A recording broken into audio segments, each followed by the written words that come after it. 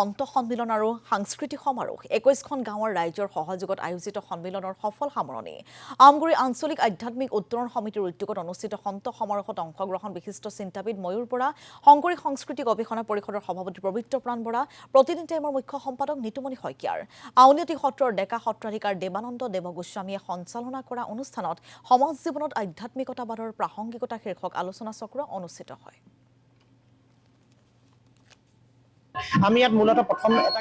হৈ আছিলে এয়া হৈছে আমাৰ ভাওনাৰ ক্ষেত্ৰত আমাৰ যি থলুৱা বয়ন শিল্পৰ চানেকিৰ সাহায্য মানে ড্ৰেছ পোছাক ব্যৱহাৰেৰে প্ৰথমবাৰৰ কাৰণে অসমত এখন সমাৰোহ হৈছে অসমৰ বিভিন্ন প্ৰান্তৰ দলসমূহে সম্পূৰ্ণ থলুৱা বয়ন শিল্পৰ চানেকি থকা ড্ৰেছ ব্যৱহাৰ কৰি ইয়াত ভাওনা কৰিলে তাৰপিছতে আমি এখন আপোনালোকে দেখিছে এই সদনখন যদি দেখে চাই আমি ইয়াত এখন আৰ্হি সদন নিৰ্মাণ কৰিছিলোঁ অসম বিধানসভা এটা ৰেপ্লিকা অসম বিধানসভাখন ভিতৰে বাহিৰে যেনেকৈ দেখিবলৈ পায় তেনেকুৱা ধৰণে আমি নিৰ্মাণ কৰিছিলোঁ য'ত আমাৰ কালি 126 জন ছাত্ৰ ছাত্ৰীয়ে মন্ত্ৰী বিধায়কৰ দৰে তেওঁলোকে প্লে কৰি এটা মানে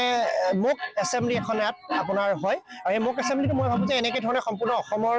বিধানসভাৰ গেট আপ লৈ পেলাই এনেকুৱা কৰা চাগে অসমত প্ৰথমবাৰেই হ'ব নেকি সেইটো এটা আৰু আজি আমাৰ ইয়াত আমাৰ সৌভাগ্য যে আমাৰ প্ৰতিদিন টাইমৰ মুখ্য সম্পাদক ডাঙৰীয়া আমাৰ মাজত উপস্থিত হ'লহি তেখেতৰ উপস্থিত হৈ তেখেতে আমাৰ গোটেই আমাৰ যিখিনি ৰাইজ আছিলে উদ্যোক্তা তথা আমাৰ ৰাইজক উদ্দেশ্যি তেখেতৰ দৰ্শন আৰু তেখেতৰ যিখিনি বক্তব্য ৰাখিলে আৰু সকলোকে শুভেচ্ছা প্ৰদান কৰিলে